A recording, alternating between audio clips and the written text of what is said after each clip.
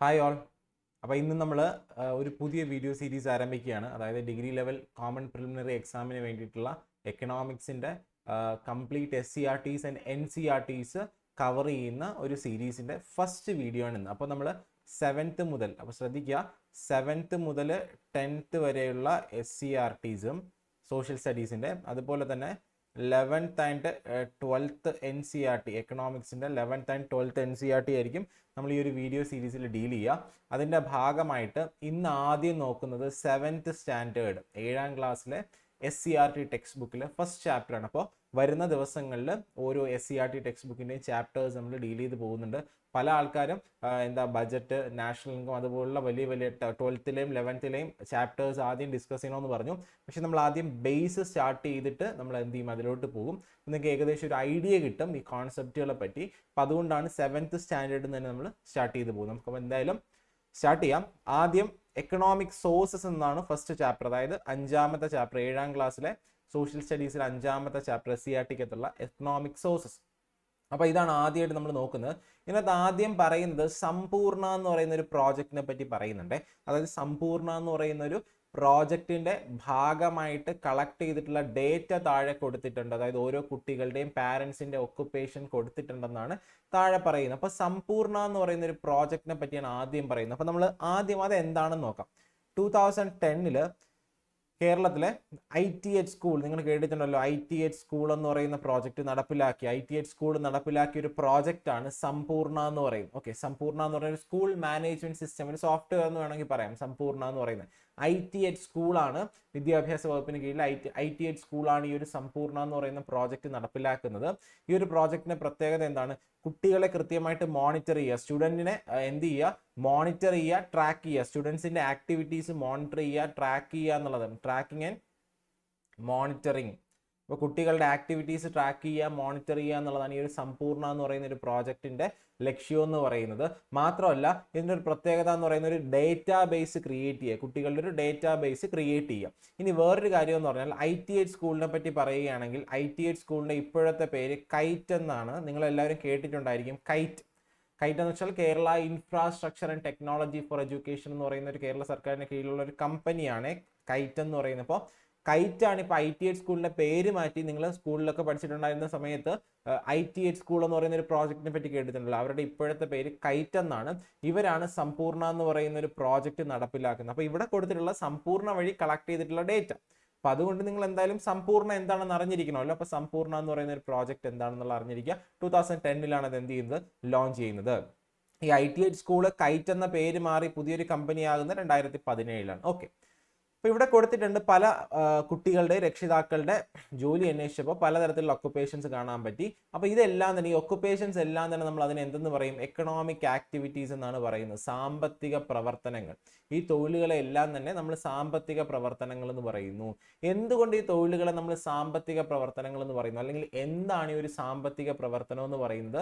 കാരണം income generate ചെയ്യുന്ന ഏതൊരു ആക്ടിവിറ്റിയും നമുക്ക് എക്കണോമിക് ആക്ടിവിറ്റി എന്ന് പറയാം. അതായത് ഇൻകം ജനറേറ്റ് ചെയ്യുന്നു, കാശ് ജനറേറ്റ് ചെയ്യുന്ന ഏതൊരു പ്രവർത്തനത്തിനെ നമുക്ക് എന്തെന്ന് പറയാം, എക്കണോമിക് ആക്ടിവിറ്റി അല്ലെങ്കിൽ സാമ്പത്തിക പ്രവർത്തനം എന്ന് പറയാം. അത് കൃഷിയാകാം, അത് എന്താണ് ടീച്ചിങ് ആകാം, അതെന്താണ് പോലീസ് ആകാം, ഗവൺമെന്റ് മറ്റു ഉദ്യോഗസ്ഥരാകാം, അതുപോലെ തന്നെ എന്താണ് ഒരു ഇൻഡസ്ട്രിയിൽ ജോലി ചെയ്യുന്ന ആളാകാം, എന്തും ആകാം.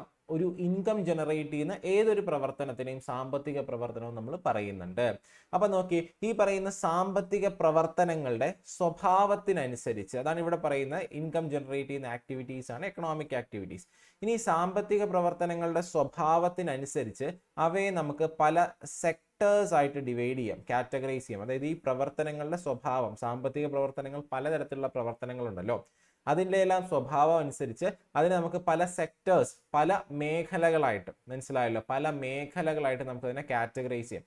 പ്രധാനമായിട്ട് ഈ മേഖലകൾ 3 ഉള്ളത്. ഒന്നെന്ന് വെച്ചാൽ അഗ്രികൾച്ചർ സെക്ടർ, കാർഷിക മേഖല. രണ്ടാമത്തത് ഇൻഡസ്ട്രിയൽ സെക്ടർ, വ്യാവസായിക മേഖല. മൂന്നാമത്തത് സർവീസ് സെക്ടർ, സേവന മേഖല. അപ്പോൾ സെക്ടേഴ്സ് ഈ സാമ്പത്തിക പ്രവർത്തനങ്ങളുടെ അവരുടെ സ്വഭാവത്തിനനുസരിച്ച് കാർഷിക മേഖല, വ്യാവസായിക മേഖല, സേവന മേഖല. അതിവിടെ കൊടുത്തിട്ടുണ്ട്. The sectors involving activities making direct use of natural resources, പ്രകൃതിയിൽ നിന്നുള്ള വിഭവങ്ങളെ നേരിട്ട് ഉപയോഗിക്കുന്ന പ്രവർത്തനങ്ങളാണ് പ്രൈമറി സെക്ടർ എന്ന് പറയുന്നത്. അതിനകത്തുള്ള ഏറ്റവും പ്രധാനപ്പെട്ട ആക്ടിവിറ്റി ഏതാണ്? അഗ്രികൾച്ചർ ആണ്. അതുകൊണ്ട് പ്രൈമറി സെക്ടറിനെ നമ്മൾ അഗ്രികൾച്ചർ സെക്ടർ എന്ന് വിളിക്കുന്നു. നമ്മൾ നോക്കി, കൃഷി ഭൂമിയായിട്ട് നേരിട്ട് ബന്ധപ്പെട്ട് കിടക്കുന്നതല്ലേ, അപ്പോൾ അതുകൊണ്ട് അവിടുത്തെ നമ്മൾ എന്തെന്ന് വിളിക്കുന്നുണ്ട്? അവിടെ പ്രധാനപ്പെട്ട ആക്ടിവിറ്റി അഗ്രികൾച്ചർ ആയതുകൊണ്ട് നമ്മൾ അതിനെ അഗ്രികൾച്ചർ സെക്ടർ എന്ന് വിളിക്കുന്നു. പ്രാഥമിക മേഖല എന്ന് പറയുന്നത് കാർഷിക മേഖല എന്ന് പറയാൻ കാരണം എന്തുകൊണ്ടാണ്? പ്രകൃതിയുമായി ഡയറക്റ്റ് ബന്ധപ്പെട്ട് കിടക്കുന്ന ആക്ടിവിറ്റി. അവിടെ കൃഷി മാത്രമാണോ ഉള്ളത്? അല്ല, കൃഷി മാത്രമല്ല അവിടെ ഉള്ളത്. പിന്നെ എന്തൊക്കെയുണ്ട്?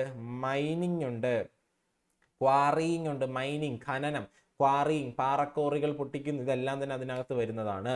ഇനി രണ്ടാമത്തെ മേഖല ഇൻഡസ്ട്രിയൽ സെക്ടർ. നമ്മളിവിടെ എന്തെന്ന് പറയുന്നു? അതിനെ സെക്കൻഡറി സെക്ടർ എന്ന് പറയുന്നുണ്ട്. സെക്കൻഡറി സെക്ടർ അതായത് പ്രാഥമിക മേഖലയിൽ നിന്നുള്ള ഉൽപ്പന്നങ്ങൾ ഉപയോഗിച്ച് മറ്റൊരു ഉൽപ്പന്നം നിർമ്മിക്കുന്ന മേഖലയാണ് സെക്കൻഡറി സെക്ടർ, അല്ലെ? നമുക്കറിയാം, കോട്ടൺ ഉപയോഗിച്ച് വസ്ത്രങ്ങൾ നിർമ്മിക്കുന്നു, അതുപോലെ തന്നെ എന്താണ്, ഇരുമ്പ് ഉപയോഗിച്ച് സ്റ്റീൽ നിർമ്മിക്കുന്നു. ഇതെല്ലാം സെക്കൻഡറി സെക്ടറിലാണ്. ഇതെല്ലാം നടക്കുന്നത് ഇൻഡസ്ട്രീസിലാണല്ലേ, ഇൻഡസ്ട്രീസ്. അതുകൊണ്ട് ഇതിനെ ഇൻഡസ്ട്രിയൽ സെക്ടർ എന്നും പറയുന്നുണ്ട്. ദ്വിതീയ മേഖലയാണ് നമ്മൾ എന്തെന്ന് വിളിക്കുന്നു? വ്യാവസായിക മേഖല അല്ലെങ്കിൽ ഇൻഡസ്ട്രിയൽ സെക്ടർ എന്ന് പറയുന്നുണ്ട്. അപ്പൊ അഗ്രികൾച്ചർ സെക്ടറിന് നമ്മൾ പ്രൈമറി സെക്ടർ എന്ന് പറയുന്നു, ഇൻഡസ്ട്രിയൽ സെക്ടറിനെ സെക്കൻഡറി സെക്ടർ എന്ന് പറയുന്നുണ്ട്. ഇനി ടെർഷറി സെക്ടറിന്റെ പ്രത്യേകത എന്താ?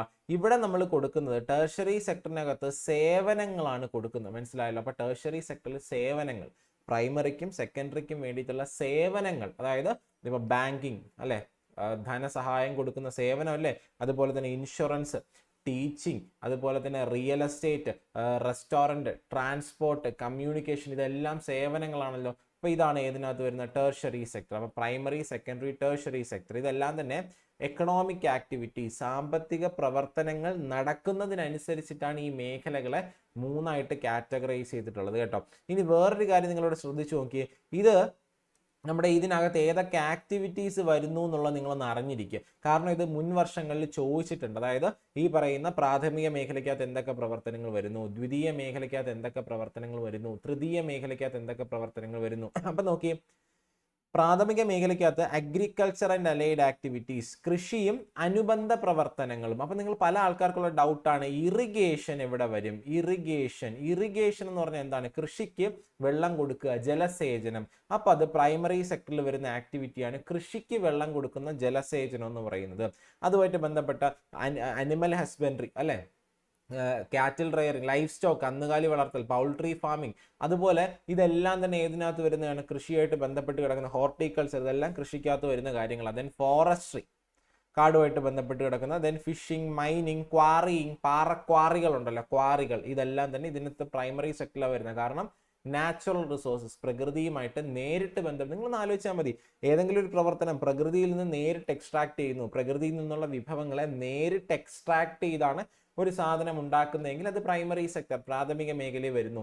ഇനി ദ്വിതീയ മേഖല, സെക്കൻഡറി സെക്ടർ ആണെങ്കിലോ ഇതിനകത്ത് വരുന്നത് എന്താണ്? പ്രധാനമായിട്ട് ഇവിടെ നോക്കിക്കഴിഞ്ഞാൽ ഒരു സാധനത്തിനെ മറ്റൊന്നാക്കി മാറ്റുന്നു, അതായത് ഒന്നിനെ വേറൊന്നാക്കി കൺവേർട്ട് ചെയ്യുന്നു. എ എന്ന് പറയുന്ന സാധനത്തിനെ ബി ആക്കി കൺവേർട്ട് ചെയ്യുന്നു. ഇതിനാണ് നമ്മൾ വാല്യൂ അഡിഷൻ എന്ന് പറയുന്നത് കേട്ടോ. വാല്യൂ അഡിഷൻ എന്ന് വെച്ചാൽ മൂല്യവർദ്ധന, ഒന്നിനെ മറ്റൊന്നാക്കി മാറ്റുന്നു. ഇൻഡസ്ട്രീസ് അല്ലേ അത് ചെയ്യുന്നത്, വ്യാവസായിക മേഖലകൾ. അപ്പൊ വ്യവസായം സെക്കൻഡറി സെക്ടറിലാണ്. ദെൻ ജനറേഷൻ ഓഫ് ഇലക്ട്രിസിറ്റി, ഇപ്പൊ ഇലക്ട്രിസിറ്റി ജനറേഷൻ, കൺസ്ട്രക്ഷൻ, ശ്രദ്ധിക്കുക, ഇതെല്ലാം പ്രീവിയസ് ഇയർ ക്വസ്റ്റ്യൻ ആണ് കേട്ടോ. PQ ആണ്. ഇലക്ട്രിസിറ്റി ഏത് സെക്ടറിൽ വരുന്നു? പ്രീവിയസ് ഇയർ ക്വസ്റ്റ്യൻ ആണ്. കൺസ്ട്രക്ഷൻ മേഖല ഏത് സെക്ടറിൽ വരുന്നു? പ്രീവിയസ് ഇയർ ക്വസ്റ്റ്യൻ ആണ്. ഇനി ഒരു കാര്യം കൂടെ ആഡ് ചെയ്താൽ, gas and water supply, gas and, ഇത് കുടിവെള്ളമാണ് കേട്ടോ. ഇത് കുടിവെള്ളം, ഇത് ഇറിഗേഷൻ പ്രൈമറി സെക്ടറിലാണ്. വാട്ടർ സപ്ലൈ, ഗ്യാസ് സപ്ലൈ, ഗ്യാസും വാട്ടർ സപ്ലൈ എന്ന് പറഞ്ഞാൽ കുടിക്കാനുള്ള വെള്ളം വെറുതെ പ്രകൃതിയിൽ നിന്ന് എടുക്കുകയില്ല, അതിനെ ട്രീറ്റ് ചെയ്തിട്ട് മറ്റൊരു രൂപത്തിലായിട്ടാണ് നമുക്ക് ഒരു പ്രോഡക്റ്റ് ആയിട്ട് നമുക്ക് തരുന്നു. വാട്ടർ സപ്ലൈ അത് സെക്കൻഡറി സെക്ടറിലാണ്. അപ്പൊ സെക്കൻഡറി സെക്ടറിൽ എന്തൊക്കെ വരുന്നു? നിങ്ങൾ ഇത്രയും മാത്രം പഠിച്ചു നോക്കിയാൽ, ഇൻഡസ്ട്രീസ് വ്യവസായങ്ങൾ, മാനുഫാക്ചറിങ് അല്ലെ, ഫാക്ടറികൾ, ദെൻ ഇലക്ട്രിസിറ്റി ജനറേഷൻ, മറ്റൊന്ന് കൺസ്ട്രക്ഷൻ നിർമ്മാണം, മറ്റൊന്ന് ഗ്യാസ് ആൻഡ് വാട്ടർ സപ്ലൈ. ഇത്രയും മാത്രമേ ഏതിൽ വരുന്നുള്ളൂ? ദ്വിതീയ മേഖല, സെക്കൻഡറി സെക്ടർ. അപ്പൊ പ്രൈമറി സെക്ടർ ഉള്ളത് നോക്കി, പ്രൈമറി സെക്ടർ പ്രകൃതിയിൽ നിന്ന് നേരിട്ട് ബന്ധപ്പെട്ട് കിടക്കുന്നത്. സെക്കൻഡറി എന്ന് വെച്ചാൽ അതിനെ മറ്റൊന്നായിട്ട് കൺവേർട്ട് ചെയ്യുന്നത്. ടെർഷറി സെക്ടറിലാണ് സർവീസസ് എല്ലാം, എന്തെല്ലാം സേവനങ്ങളുണ്ടോ അതെല്ലാം ടെർഷറി. ട്രേഡ്, വ്യാപാരം, ട്രാൻസ്പോർട്ട്, ഹോട്ടൽ, കമ്മ്യൂണിക്കേഷൻ, പ്രൊക്വയർമെന്റ് എന്ന് വെച്ചാൽ വാങ്ങുന്നു, then banking, insurance, business, real estate, social service തുടങ്ങിയ കാര്യങ്ങളെല്ലാം തന്നെ സേവന മേഖലയ്ക്കകത്ത് വരുന്നതാണ്. അങ്ങനെ 3 മേഖലകൾ. ഇതിനകത്തുള്ള ആക്ടിവിറ്റീസ് ആണ് നിങ്ങൾ കൃത്യമായിട്ട് കാണാതെ പഠിക്കാനുള്ള ആക്ടിവിറ്റീസ് എന്ന് പറയുന്നത്. മനസ്സിലായല്ലോ? അപ്പോൾ ഈ 3 ആക്ടിവിറ്റീസും പ്രൈമറിക്കകത്ത് എന്ത് വരുന്നു, സെക്കൻഡറിക്കകത്ത് എന്ത് വരുന്നു, ടെർഷറിക്കകത്ത് എന്ത് വരുന്നു എന്നുള്ള കാര്യങ്ങൾ നിങ്ങൾ കൃത്യമായിട്ട് മനസ്സിലാക്കുക. ഈ ഒരു കാറ്റഗറൈസേഷൻ ഇന്ത്യയിൽ CSO ആണ് നടത്തിയിട്ടുള്ളത്. CSO നിങ്ങൾക്ക് അറിയാമല്ലോ, സെൻട്രൽ സ്റ്റാറ്റിസ്റ്റിക്കൽ ഓഫീസ് എന്ന് പറയുന്ന സ്ഥാപനമാണ് ഇന്ത്യയിൽ എന്ത് നടത്തിയിട്ടുള്ളത്. ഈ പറയുന്ന പോലെ CSO ആണ് ഇന്ത്യയിൽ ഈ പറയുന്ന പോലെ പ്രൈമറി സെക്ടറിനകത്ത് വരുന്ന ആക്ടിവിറ്റി ചെയ്ത് സെക്കൻഡറി സെക്ടർ, ടെർഷറി സെക്ടർ തുടങ്ങിയ ആക്ടിവിറ്റീസിനെ എന്ത് ചെയ്യുന്നത്, കാറ്റഗറൈസ് ചെയ്യുന്നത് CSO ആണ്, സെൻട്രൽ സ്റ്റാറ്റിസ്റ്റിക്കൽ ഓഫീസാണ്. ഈ CSO എന്ന് പറയുന്ന സ്ഥാപനം Ministry of statistics and Programme Implementation എന്ന് പറയുന്ന മിനിസ്ട്രിയുടെ കീഴിലാണ് വരുന്നത്.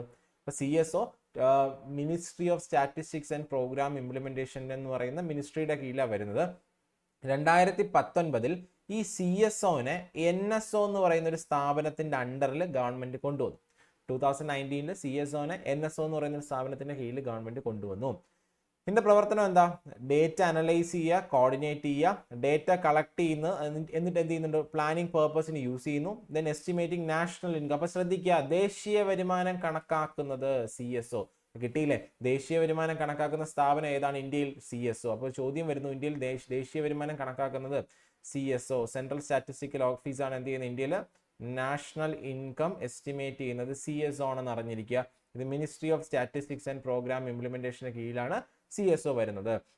ഇനി നമ്മളിവിടെ പറഞ്ഞു എന്താണ്, പ്രൈമറി സെക്ടറും ടെർഷറി സെക്ടറും സെക്കൻഡറി സെക്ടർ, ഈ 3 ആക്ടിവിറ്റീസും പ്രോപ്പറായിട്ട് കണ്ടക്ട് ചെയ്താൽ മാത്രമേ രാജ്യത്ത് എന്ത് നടക്കത്തുള്ളൂ, എക്കണോമിക് ഗ്രോത്ത് ഉണ്ടാകത്തുള്ളൂ. അപ്പോൾ ഇതിന്റെ 3ന്റെയും കോർഡിനേഷൻ ആവശ്യമാണ്. എന്നാൽ മാത്രമേ എക്കണോമിക് ഗ്രോത്ത് ഉണ്ടാകത്തുള്ളൂ എന്നുള്ള കാര്യം എന്ത് ചെയ്യുക, കൃത്യമായിട്ട് മനസ്സിലായിരിക്കുക. ഓക്കെ അല്ലേ? ഇനി നമ്മൾ അടുത്ത് നോക്കുന്നത് sectors and related employment opportunities. നമുക്കറിയാം ഓരോ മേഖല, അഗ്രികൾച്ചർ സെക്ടർ എന്ന് വെച്ചാൽ പ്രൈമറി സെക്ടർ, സെക്കൻഡറി സെക്ടർ എന്ന് വെച്ചാൽ ഇൻഡസ്ട്രിയൽ സെക്ടർ, ടെർഷറി സെക്ടർ എന്ന് പറഞ്ഞാൽ സർവീസ് സെക്ടർ. ഈ ഓരോ സെക്ടറിനകത്തുള്ള എംപ്ലോയ്മെന്റ് ഓപ്പർച്യൂണിറ്റീസ്, തൊഴിലവസരങ്ങളെ പറ്റിയാണ് നമ്മൾ അടുത്ത് നോക്കുന്നത്. ഇവിടെ നോക്കിയേ, every occupation our country fall under primary, secondary, tertiary, എല്ലാ മേഖലകളിലും പ്രാഥമികം, ദ്വിതീയം, തൃതീയ മേഖലകളിലെല്ലാം തന്നെ തൊഴിലുകൾ വരുന്നുണ്ട്. ഇവിടെ താഴെ കൊടുത്തിട്ടുള്ളതിൽ നമുക്ക് മനസ്സിലാകാൻ പറ്റും ഏതൊക്കെ മേഖലകളിലാണ് കൂടുതൽ തൊഴിലവസരങ്ങൾ ഉണ്ടാകുന്നത്. ഇത് 2011 വരെയുള്ള കണക്കാണ്. 2011 വരെയുള്ള ടെക്സ്റ്റ് ബുക്കിൽ ലേറ്റസ്റ്റ് ആയിട്ടുള്ള അവൈലബിൾ ആയിട്ടുള്ള ഡേറ്റ 2011 വരെയുള്ള കണക്ക് പ്രകാരമാണ്. അത് പ്രകാരം 1993 നിന്ന് 2011 നോക്കിയാലും ഏറ്റവും കൂടുതൽ ആൾക്കാർ ജോലി ചെയ്യുന്നത് പ്രൈമറി സെക്ടറിലാണ്. അപ്പോൾ ഫസ്റ്റ് 1ാം സ്ഥാനം പ്രൈമറി സെക്ടർ തന്നെയാണ്. അപ്പോൾ പ്രാഥമിക മേഖലയ്ക്ക് തന്നെയാണ് ഇന്ത്യയിൽ ഏറ്റവും കൂടുതൽ ആൾക്കാർ തൊഴിലെടുക്കുന്ന കാര്യത്തിൽ 1ാം സ്ഥാനം എന്ന് പറയുന്നത്. അപ്പോൾ 2011 കണക്കാണ്. അപ്പോൾ ഇപ്പോൾ 2024 ആയില്ലേ, ഈ ഒരു കണക്ക് പ്രകാരവും ഫസ്റ്റ് ഏത് തന്നെയാണ്, പ്രൈമറി സെക്ടർ തന്നെയാണ്. ഇന്ത്യയിൽ ഇപ്പോഴും ഏറ്റവും കൂടുതൽ ആൾക്കാർ തൊഴിലെടുക്കുന്ന കാര്യത്തിൽ ഫസ്റ്റ് ഏത് തന്നെയാണ്, പ്രൈമറി സെക്ടർ തന്നെയാണ്. ഓക്കെ അല്ലേ? പക്ഷേ ഈ ഷെയർ 53 നിന്ന് കുറഞ്ഞ് 45, 47 ആ ഒരു റേഞ്ചിൽ വന്നിട്ടുണ്ട്. ഷെയർ ഓരോ കാലം കഴിയും തോറും കുറയുന്നുണ്ട്. പിന്നെ ഏത് മേഖലയ്ക്കാണ് കൂടുന്നത്? Tertiary sector. ടെർഷറി സെക്ടർ അല്ലെങ്കിൽ സർവീസ് സെക്ടറാണ് 2ാം സ്ഥാനത്ത്, സെക്കൻഡ്. അപ്പോൾ അത് ഇൻക്രീസിങ് ട്രെൻഡാണ്. കൂടുതൽ ആൾക്കാർ സേവന മേഖലയിലോട്ട് വരുന്നുണ്ട്. അത് എന്ത് ചെയ്യുന്നുണ്ട്, 30 അടുപ്പിച്ച് 30-ന് മുകളിൽ എന്ത് ചെയ്യുന്നുണ്ട്, കൂടുതൽ ആൾക്കാർ ജോലി ചെയ്യുന്നുണ്ട് നമുക്ക് കാണാൻ പറ്റുന്നുണ്ട്. 3ാം സ്ഥാനത്താണ് ഏത് വരുന്നത്, സെക്കൻഡറി സെക്ടർ, ഇൻഡസ്ട്രിയൽ സെക്ടർ. അപ്പോൾ ഇതിന്റെ ഒരു കണക്ക്, ഈ ഒരു ട്രെൻഡ് കറക്റ്റ് തന്നെയാണ്. പക്ഷേ ഈ പറയുന്ന പെർസെൻറ്റേജ് അനുസരിച്ച് വ്യത്യാസമുണ്ട്. മനസ്സിലായല്ലോ? പെർസെൻറ്റേജിൽ ഒരു കുറവ് ഓരോ മേഖലയിലും വ്യത്യാസം നമുക്ക് കാണാൻ പറ്റുന്നുണ്ട്. ട്രെൻഡ് കറക്റ്റ് തന്നെ. ഏറ്റവും കൂടുതൽ ആൾക്കാർ ഇപ്പോഴും ഇന്ത്യയിൽ ജോലി ചെയ്യുന്നത് പ്രാഥമിക മേഖല, 2ാമത് തൃതീയ മേഖല, 3ാമത് ഏതാണ്, പിന്നെ ദ്വിതീയ മേഖല അല്ലെങ്കിൽ വ്യാവസായിക മേഖലയാണെന്നുള്ള കാര്യം അറിഞ്ഞിരിക്കുക. ഇനി ഫുഡ് ഗ്രെയിൻ പ്രൊഡക്ഷൻ.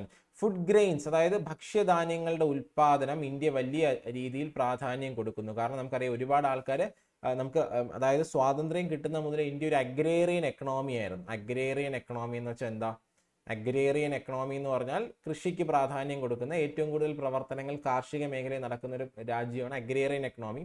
ഇന്ത്യ ഒരു അഗ്രേറിയൻ എക്കണോമി ആയിരുന്നു. പ്രൈമറി സെക്ടറിന് കൂടുതൽ പ്രാധാന്യം കൊടുത്തിരുന്നു ഇന്ത്യ. അതുകൊണ്ട് തന്നെ ഫുഡ് പ്രൊഡക്ഷൻ ഇന്ത്യയിൽ ഓരോ കാലഘട്ടം കഴിയും തോറും കൂടുതൽ ഫുഡ് പ്രൊഡക്ഷൻ ഇന്ത്യയിൽ നടക്കുന്നതായിട്ട് നമുക്ക് കാണാം. കണ്ടല്ലോ, 70കളിൽ നിന്ന് 2011-12 എത്തുന്ന സമയത്ത് ഇവിടെ നോക്കിക്കഴിഞ്ഞാൽ നമുക്ക് കാണാൻ പറ്റും ഫുഡ് പ്രൊഡക്ഷൻ ടണ്ണിലാണ് കൊടുത്തിരിക്കുന്നത്. മില്യൺ ടൺ, 257 മില്യൺ ടൺ, 108 നിന്ന് 257, വലിയ രീതിയിലുള്ള വർധനയുണ്ട്.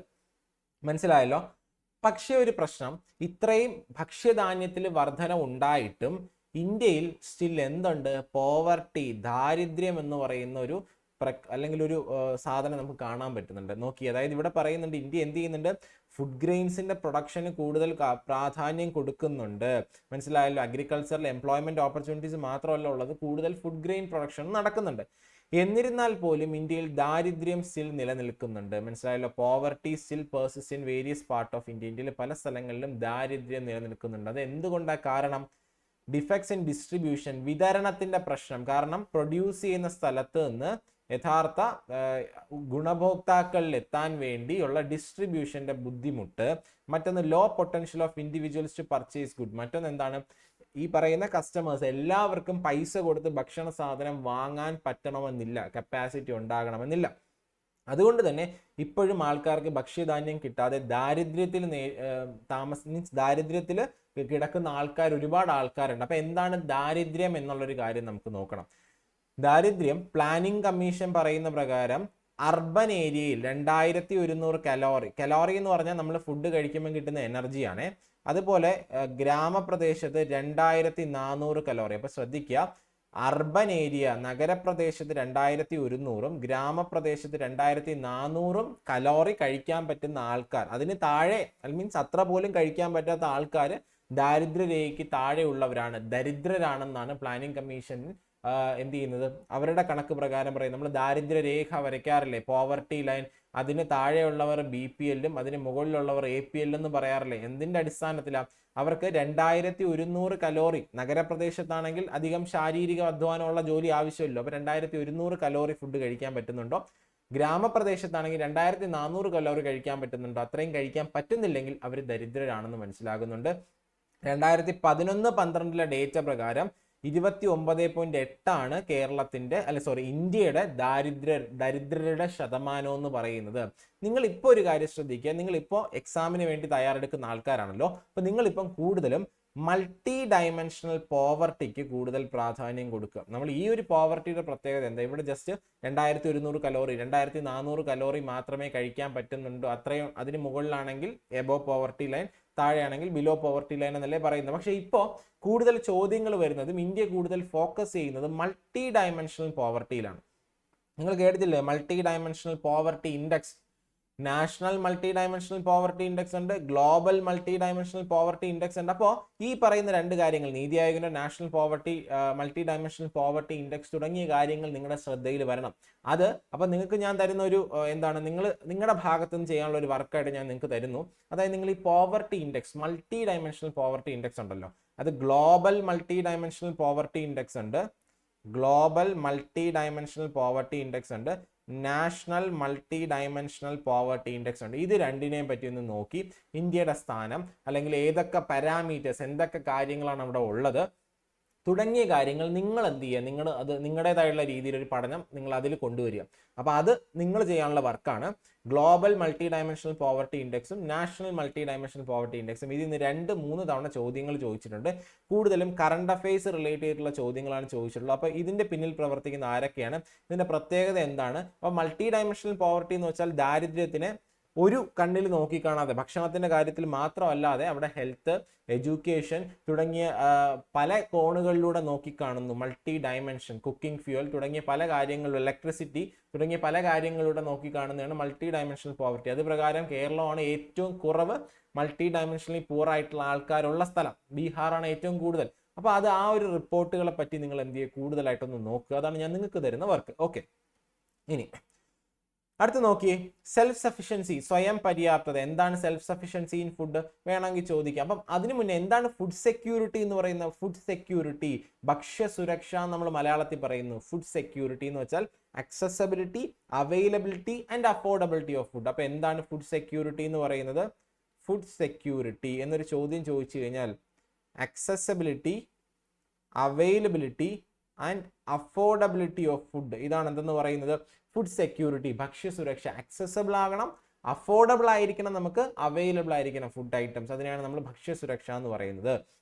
അപ്പോൾ ഈ പറയുന്ന ഭക്ഷ്യസുരക്ഷയുടെ ഭാഗമായിട്ട് എന്ത് ചെയ്യുന്നുണ്ട്? ഭക്ഷ്യസുരക്ഷയുടെ ഭാഗമായിട്ട് നമ്മൾ എന്ത് ചെയ്തിട്ടുണ്ട്? ഫുഡ് സെക്യൂരിറ്റി ആക്ട് ഇന്ത്യയിൽ പാസ്സാക്കിയിട്ടുണ്ട്. 2013 നാഷണൽ ഫുഡ് സെക്യൂരിറ്റി ആക്ട് ഇന്ത്യയിൽ പാസ്സാക്കിയിട്ടുണ്ട് എന്നുള്ള കാര്യം അറിഞ്ഞിരിക്കും. അപ്പോൾ parliament 2013 national food security act പാസ്സാക്കി എന്നുള്ള കാര്യം അറിഞ്ഞിരിക്കും. അപ്പോൾ ഭക്ഷ്യസുരക്ഷാ ബിൽ 2013 പാസ്സാക്കി ആക്ടായി. അതിന്റെ ഭാഗമായിട്ട് അതിന്റെ ആ ഒരു ആക്ടിന്റെ ലക്ഷ്യം എന്താണ്? Food security is a legal obligation of the government അല്ലെ, അത് നമുക്കറിയാം. Ensure adequate nutritious and high quality food items at fair price. Availability of food is a legal right of the citizen. ഇതാണ് ഈ ആക്ടിനകത്ത് പറയുന്ന പ്രത്യേകത. ഇനി മറ്റൊരു പ്രത്യേകത എന്താണ്? ഈ ഒരു ഫുഡ് സെക്യൂരിറ്റി ആക്ട് വഴിയാണ് നമ്മുടെ ഒരു കുടുംബത്തിലെ ഏറ്റവും മുതിർന്ന സ്ത്രീനെ കുടുംബനാഥയാക്കി മാറ്റുന്നത് അല്ലെ. റേഷൻ കാർഡിലൊക്കെ ഇപ്പൊ സ്ത്രീയുടെ, അതായത് ആ കുടുംബത്തിലെ ഏറ്റവും പ്രായമുള്ള സ്ത്രീയല്ലേ കുടുംബനാഥ അല്ലെ, ഹെഡ് ഓഫ് ദ ഫാമിലി എന്ന് പറയുന്നതാണല്ലോ. അപ്പൊ അത് ഏത് ആക്ട് വഴിയാണ് വന്നത്? ഈ ഫുഡ് സെക്യൂരിറ്റി ആക്ട് വഴിയാണ് വന്നത് എന്നുള്ള കാര്യം എന്ത് ചെയ്യുക, ഒന്ന് മനസ്സിലാക്കിയിരിക്കുക. ഓക്കെ അല്ലേ? ഇനി മറ്റൊരു കാര്യം എന്ന് പറഞ്ഞു കഴിഞ്ഞാൽ, ഈ പറയുന്ന ഫുഡ് സെക്യൂരിറ്റി ആക്ട് നടപ്പിലാക്കുമ്പോൾ, ഭക്ഷ്യസുരക്ഷാ നിയമം നടപ്പിലാക്കുക എന്ന് വെച്ചാൽ എല്ലാവരിലും ഭക്ഷണധാന്യങ്ങൾ എത്തുക. അതിനാണ് PDS പൊതുവിതരണ സംവിധാനം, പബ്ലിക് ഡിസ്ട്രിബ്യൂഷൻ സിസ്റ്റം പ്രവർത്തിക്കുന്നത് അല്ലേ.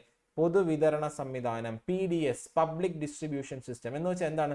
നമുക്കറിയാം റേഷൻ കടകൾ, അതിനെയാണ് നമ്മൾ FPS ഫെയർ പ്രൈസ് ഷോപ്പ് എന്ന് പറയുന്നത്. ഫെയർ പ്രൈസ് ഷോപ്പുകൾ നമ്മൾ റേഷൻ കടകൾ എന്ന് പറയാറില്ലേ. ഇപ്പൊ റേഷൻ കടകൾ വഴി ജനങ്ങളിൽ എത്തിക്കുന്നു. പൊതുവിതരണ സംവിധാനത്തിന്റെ ഒരു അവിഭാജ്യ ഘടകമാണ് എന്തെന്ന് പറയുന്നത്? ഫെയർ പ്രൈസ് ഷോപ്പുകൾ, റേഷൻ കടകൾ അല്ലെ. അപ്പൊ ഈ പറയുന്ന പൊതുവിതരണ സംവിധാനത്തില് സെൻട്രൽ ഗവൺമെന്റും അതുപോലെ തന്നെ സ്റ്റേറ്റ് ഗവൺമെന്റും തുല്യ പങ്കാളികളാണ് എന്നുള്ള കാര്യം മനസ്സിലാക്കുക. അപ്പൊ പൊതുവിതരണ സംവിധാനം എന്ന് പറയുമ്പോൾ സംസ്ഥാന സർക്കാരിന്റെയോ കേന്ദ്ര സർക്കാരിന്റെയോ ഒറ്റയ്ക്കുള്ള ഉത്തരവാദിത്വമല്ല, രണ്ടുപേരുടെയും കൂട്ടായിട്ടുള്ള ഉത്തരവാദിത്വമാണ് പൊതുവിതരണ സംവിധാനം. ഇനി കേരളം ഭക്ഷ്യ ഉൽപാദനത്തിൽ സ്വയം പര്യാപ്തത നേടിയിട്ടില്ല, അതുകൊണ്ട് നമ്മൾ മറ്റ് സംസ്ഥാനങ്ങളെ ആശ്രയിക്കുന്നുണ്ട്. പക്ഷേ കേരളത്തിന് അതൊരു സ്ട്രോങ് പബ്ലിക് ഡിസ്ട്രിബ്യൂഷൻ സിസ്റ്റം ഉണ്ട്. അതായത് പൊതുവിതരണ സംവിധാനം, ഗവൺമെന്റിന്റെ കൺട്രോളിലുള്ള പൊതുവിതരണ സംവിധാനം, ഫെയർ പ്രൈസിലൂടെ കുറഞ്ഞ ന്യായമായിട്ടുള്ള വിലയിൽ ജനങ്ങളിൽ എത്തിക്കാനുള്ള ഒരു പൊതുവിതരണ സംവിധാനം കേരളത്തിൽ പ്രവർത്തിക്കുന്നുണ്ട് എന്നുള്ള കാര്യം അറിഞ്ഞിരിക്കുക. അതിന്റെ ഭാഗമായിട്ട് കേരളത്തിൽ പ്രവർത്തിക്കുന്ന പൊതുവിതരണ സംവിധാനത്തിന്റെ ഭാഗമായിട്ട് പ്രവർത്തിക്കുന്ന ഏജൻസികളാണ് സിവിൽ സപ്ലൈസ് ഔട്ട്ലെറ്റുകൾ. അറിയാലോ, അതുവഴി അരി, ഗോതമ്പ്, ഷുഗർ, കെറോസിൻ തുടങ്ങിയ സിവിൽ സപ്ലൈസ് ഔട്ട്ലെറ്റുകൾ അറിയാലോ. ഇനി അടുത്ത് ഈ പറയുന്ന റേഷൻ കടകൾ, അത് കഴിഞ്ഞ് ഹോർട്ടി കോർപ്പുകൾ ഉണ്ട്. ഹോർട്ടി കോർപ്പുകൾ വഴി വെജിറ്റബിൾസ് കിട്ടുന്നുണ്ട്. സപ്ലൈകോ സൂപ്പർ മാർക്കറ്റ്, നന്മ സ്റ്റോർ, നീതി സ്റ്റോർ, ലാഭം market, Maveli store, Triveni floating market, ഇതെല്ലാം വഴി മറ്റ് എസെൻഷ്യൽ കൊമോഡിറ്റീസ്, നമ്മളൊരു സൂപ്പർ മാർക്കറ്റിൽ നിന്ന് വാങ്ങുന്ന സാധനങ്ങൾ കുറഞ്ഞ വിലയിൽ, ന്യായമായ വിലയിൽ ലഭ്യമാക്കുന്നതാണ് ഈ പറയുന്ന ഗവൺമെന്റിന്റെ കീഴിലുള്ള ഈ സ്ഥാപനങ്ങൾ. അപ്പൊ ഇതിന്റെ പേരുകൾ നിങ്ങൾ എന്ത് ചെയ്യുക, ഒന്ന് ഓർത്തിരിക്കുക. അതിനുശേഷം നമ്മളിവിടെ നോക്കുന്നത് പോവർട്ടി അലിവേഷൻ പ്രോഗ്രാംസ് ആണ്. കേന്ദ്ര സർക്കാർ കൊണ്ടുവന്നിട്ടുള്ള ദാരിദ്ര്യ നിർമ്മാർജ്ജനത്തിന് വേണ്ടി കൊണ്ടുവന്നിട്ടുള്ള പദ്ധതികളാണ് താഴെ കൊടുത്തിട്ടുള്ളത്. ഇവിടെ ഒരു 7ഓളം പദ്ധതികളാണ് ഇവിടെ കൊടുത്തിട്ടുള്ളത്. ഓരോന്നും നമുക്ക് നോക്കാം. ഒന്നാമത്തത് സ്വർണ്ണ ജയന്തി ഷഹാരി റോസ്ഗാർ യോജന. അപ്പൊ സ്വർണ്ണ ജയന്തി ഷഹാരി റോസ്ഗാർ യോജന എന്ന് പറയുന്ന സ്കീം ഇപ്പം നിലവിലുണ്ടോ എന്ന് ചോദിച്ചാൽ ഇല്ല അല്ലെ. ഇപ്പൊ അതില്ല. 2013 അതിന്റെ പേര് നാഷണൽ അർബൻ ലൈവ്ലിഹുഡ് മിഷൻ എന്നാക്കി മാറ്റി. National urban livelihood mission. അപ്പൊ നാഷണൽ അർബൻ ലൈവ്ലിഹുഡ് മിഷൻ എന്ന പേരാക്കി മാറ്റി. അപ്പൊ എന്താണ്? Unemployed in urban areas. അപ്പോ സ്വർണ്ണ ജയന്തി ഷഹാരി റോസ്ഗാർ യോജന ഇതെന്ന് പറഞ്ഞാൽ നഗരപ്രദേശത്ത് താമസിച്ചിരിക്കുന്ന ആൾക്കാർക്ക്, അൺഎംപ്ലോയിഡ് ജോലിയില്ലാത്ത ആൾക്കാർക്ക് ബെനിഫിറ്റ് കിട്ടുക എന്നുള്ളതാണ് ഇതിന്റെ ഒരു ലക്ഷ്യം എന്ന് പറയുന്നത്.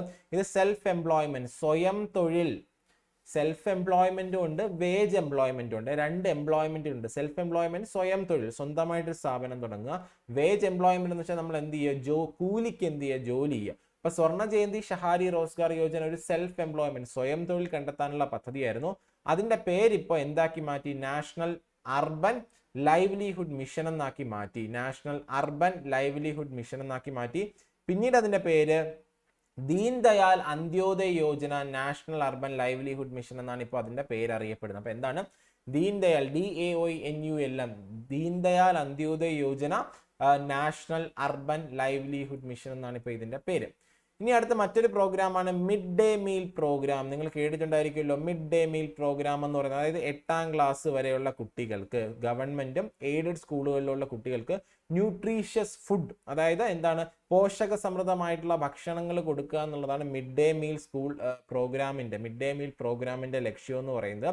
അതിന്റെ പേര് ഇപ്പൊ എന്താക്കി മാറ്റി? PM പോഷൻ സ്കീം എന്നാക്കി മാറ്റിയ PM പോഷൺ അഭയാൻ. നിങ്ങൾ കേട്ടില്ലേ PM പോഷൺ അഭയാൻ? അപ്പോൾ ആ ഒരു പോഷൺ അഭയാൻ എന്ന പേരിലാണ് ഇപ്പോൾ സ്കീം നടപ്പിലാക്കുന്നത്. അതായത് അല്ലെങ്കിൽ നമുക്ക് എന്ത് പറയാം, mid day meal scheme programme ഇപ്പൊ പോഷൺ അഭയാന്റെ കീഴിലാണ് പ്രവർത്തിക്കുന്നത് എന്നുള്ള കാര്യം നിങ്ങൾ എന്ത് ചെയ്യുമെന്ന് മനസ്സിലാക്കുക.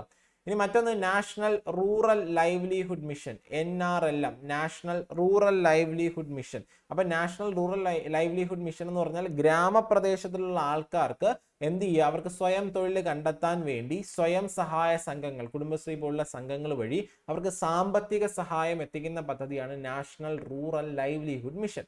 അതെന്ന് വെച്ചാൽ ബാങ്ക് ലോണുകളും സബ്സിഡികളും അവർക്ക് എന്ത് ചെയ്യുന്നു, കൊടുക്കുന്നുണ്ട്. അപ്പോൾ ബാങ്ക് വഴി സഹായങ്ങൾ, ലോണുകൾ സബ്സിഡി നിരക്കിൽ എന്ത് ചെയ്യുന്നുണ്ട്, അവർക്ക് കൊടുക്കുന്നുണ്ട്. സബ്സിഡീസും ബാങ്ക് ലോണുകളും എന്ത് ചെയ്യുന്നുണ്ട്, കൊടുക്കുന്നുണ്ട്. ഇതിന്റെ ഇപ്പോഴത്തെ പേര്, നമ്മൾ നേരത്തെ നാഷണൽ അർബൻ ലൈവ്ലിഹുഡ് മിഷൻ, ഇപ്പൊ പേരെന്താണ്, Deen Dayal Antyodaya Yojana national urban livelihood mission അല്ലേ. അതുപോലെ തന്നെ ഇതിന്റെ പേരും എന്താക്കി, Deen Dayal Antyodaya Yojana national rural livelihood mission, DAY national rural livelihood mission എന്നാക്കി ഇതിന്റെ പേര് മാറ്റി. ഓക്കെ അല്ലേ? ഇനി മറ്റൊന്ന് ഇന്റഗ്രേറ്റഡ് ചൈൽഡ് ഡെവലപ്മെന്റ് പ്രോഗ്രാം. നിങ്ങൾക്ക് ഇത് അറിയാമല്ലോ, ഇന്റഗ്രേറ്റഡ് ചൈൽഡ് ഡെവലപ്മെന്റ് പ്രോഗ്രാം, സംയോജിത ശിശു വികസന പദ്ധതി, ICDS. ഇതിന്റെ കീഴിലാണ് അംഗനവാടികൾ പ്രവർത്തിക്കുന്നത് അല്ലെ. അപ്പോൾ ഒരു ചോദ്യം വരും, അംഗനവാടികൾ പ്രവർത്തിക്കുന്ന ഏതിന്റെ കീഴിലാണ്? ICDSന്റെ കീഴിലാണ് അംഗനവാടികൾ പ്രവർത്തിക്കുന്നത്, ICDS സ്കീം. ഇനി മറ്റൊരു കാര്യം എന്ന് വെച്ചാൽ ഇതിന്റെ ബെനിഫിറ്റ് കിട്ടുന്ന ആർക്കൊക്കെയാ? ചിൽഡ്രൻ ബിലോ 6 ഇയേഴ്സ്, 6 വയസ്സിന് താഴെയുള്ള കുട്ടികൾ, pregnant women, lactating mothers are their beneficiaries. അപ്പോൾ ആരൊക്കെ? 6 വയസ്സിന് താഴെയുള്ള കുട്ടികൾ, ഗർഭിണികളായിട്ടുള്ള അമ്മമാർ, മുലയൂട്ടുന്ന അമ്മമാർ, ഇത്രയും 3 പേർക്കാണ് ഇതിന്റെ പ്രധാനപ്പെട്ട beneficiaries. Ensures fixed quantity of nutritious food, മനസ്സിലായല്ലോ, പോഷകാഹാരം ഉറപ്പുവരുത്തുക എന്നുള്ളതാണ് ഇതിന്റെ പ്രധാന ലക്ഷ്യം. ഇനി വേറൊരു കാര്യം നിങ്ങൾ മനസ്സിലാക്കുക, ഈ മിഡ് ഡേ മീൽ പ്രോഗ്രാം ആണെങ്കിലും പോഷൺ അഭയാൻ എല്ലാം തന്നെ ICDSന്റെ കീഴിലാണ് ഇപ്പോൾ പ്രവർത്തിക്കുന്നത്. ഇനി മറ്റൊന്ന് അന്നപൂർണ എന്നൊരു സ്കീമുണ്ട്.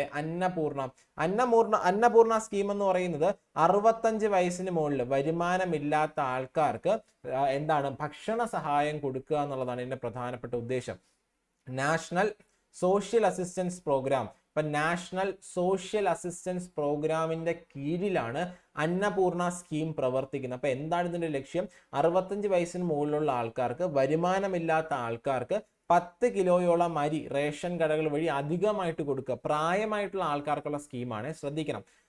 പ്രായമായിട്ടുള്ള 65 വയസ്സിന് മുകളിലുള്ള പ്രായമായിട്ടുള്ള ആൾക്കാർക്ക് 10 കിലോ അരി റേഷൻ കടകൾ വഴി സൗജന്യമായിട്ട് കൊടുക്കുക. അന്നപൂർണ, ഇത് നാഷണൽ സോഷ്യൽ അസിസ്റ്റൻസ് പ്രോഗ്രാമിന്റെ കീഴിലാണ് അന്നപൂർണ പ്രവർത്തിക്കുന്നത്.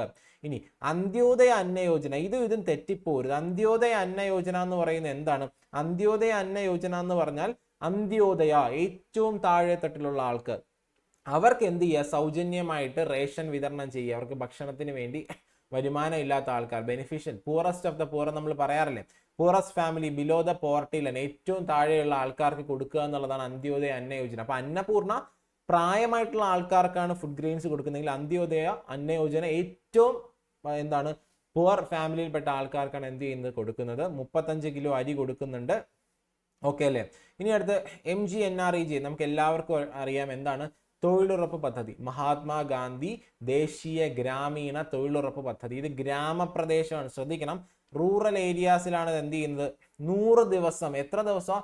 100 ദിവസം ഉറപ്പുള്ള ജോലി കൊടുക്കുന്നു. മനസ്സിലായല്ലോ? Healthy and willing to work, അതായത് ആരോഗ്യമുള്ള, ജോലി ചെയ്യാൻ താല്പര്യമുള്ള എല്ലാവർക്കും എന്ത് ചെയ്യുന്നു, തൊഴിൽ കൊടുക്കുന്ന, 100 ദിവസം ജോലി കൊടുക്കുന്ന ഒരു പദ്ധതിയാണ്. 18 വയസ്സിന് മുകളിലുള്ളവർക്ക് രജിസ്റ്റർ ചെയ്യാം. അപ്പോൾ 1/3 എന്തായിരിക്കണം, വിമൻ, സ്ത്രീകളായിരിക്കണം എന്നുള്ള കാര്യം ഓർത്തിരിക്കുക. ഇനി കേരളത്തിലെ പ്രദേശത്ത് ഇതിന് തുല്യമായിട്ടുള്ള ഒരു തൊഴിലുറപ്പ് പദ്ധതിയുണ്ട്, അയ്യങ്കാളി നഗര തൊഴിലുറപ്പ് പദ്ധതി. ഓക്കെ അല്ലേ? Ayyankali Urban Employment Guarantee Programme എന്ന് പറയുന്ന ഒരു പദ്ധതി കേരളത്തിന്, ഇതിന് നഗരപ്രദേശത്ത് ഇതിന് തുല്യമായിട്ടുള്ള പദ്ധതിയാണ് അയ്യങ്കാളി നഗര തൊഴിലുറപ്പ് പദ്ധതി എന്ന് പറയും. ഓക്കെ അല്ലേ? അപ്പൊ ഇതെല്ലാം തന്നെ എന്താണ്, ദാരിദ്ര്യ നിർമ്മാർജ്ജനത്തിനും ഭക്ഷ്യസുരക്ഷ ഉറപ്പാക്കാനും വേണ്ടി സർക്കാരുകൾ കൊണ്ടുവന്നിട്ടുള്ള പ്രോഗ്രാമുകളാണ് എന്നുള്ള കാര്യം എന്ത് ചെയ്യുമെന്ന് പറഞ്ഞിരിക്കുക. അപ്പൊ ഇത്രയും കാര്യങ്ങളാണ് നമുക്ക് 7th സ്റ്റാൻഡേർഡിലെ ഫസ്റ്റ് ചാപ്റ്റർ, അതായത് എക്കണോമിക്സിൻ്റെ നമുക്ക് ഡിഗ്രി പ്രിലിംസിന് വേണ്ടിയിട്ടുള്ള ഫസ്റ്റ് ചാപ്റ്ററിൽ കൊടുത്തിട്ടുള്ളത്. അപ്പോൾ ഇതിനകത്ത് കുറച്ച് അഡീഷണൽ ഫാക്ട്സും കൂടെ നമ്മൾ പറഞ്ഞു പോയിട്ടുണ്ട്. വരുന്ന ദിവസങ്ങളിൽ എൻ്റെ 8ാം ക്ലാസ്സിലെയും 9ാം ക്ലാസ്സിലെയും ചാപ്റ്റേഴ്സ് നമ്മൾ എന്ത് ചെയ്യും, ഡിസ്കസ് ചെയ്ത് പോകും. അപ്പോൾ നിങ്ങളിപ്പോൾ ഇതിനൊപ്പം ഞാൻ പറയുന്ന കാര്യങ്ങൾ നിങ്ങൾ എന്ത് ചെയ്യുക, കറണ്ട് അഫയേഴ്സ് നിങ്ങൾ നോട്ട് ചെയ്തോളൂ. പറയുന്ന കാര്യങ്ങൾ നിങ്ങൾ എന്ത് ചെയ്യുക, നിങ്ങൾ ഒന്ന് അപ്ഡേറ്റ് ആയിക്കോളൂ. അതിനെ ബേസ് ചെയ്ത് വരുന്ന കറണ്ട് അഫയേഴ്സ് നിങ്ങൾ എന്ത് ചെയ്യുക, നിങ്ങളുടെ പഠനത്തിൽ ഉൾപ്പെടുത്തുക, നോട്ടുകൾ തയ്യാറാക്കുന്ന ആൾക്കാരാണെങ്കിൽ. ഓക്കെ, അപ്പോൾ ഇന്നത്തെ വീഡിയോയിൽ നമുക്ക് ഇത്രയും നോക്കാനുള്ളൂ. വരുന്ന ദിവസങ്ങളിൽ നമുക്ക് എന്ത് ചെയ്യാം, കൂടുതൽ അടുത്ത ദിവസത്തിൽ നമുക്ക് അടുത്തൊരു പുതിയൊരു ചാപ്റ്ററായിട്ട് കാണാം. അതുവരെ താങ്ക്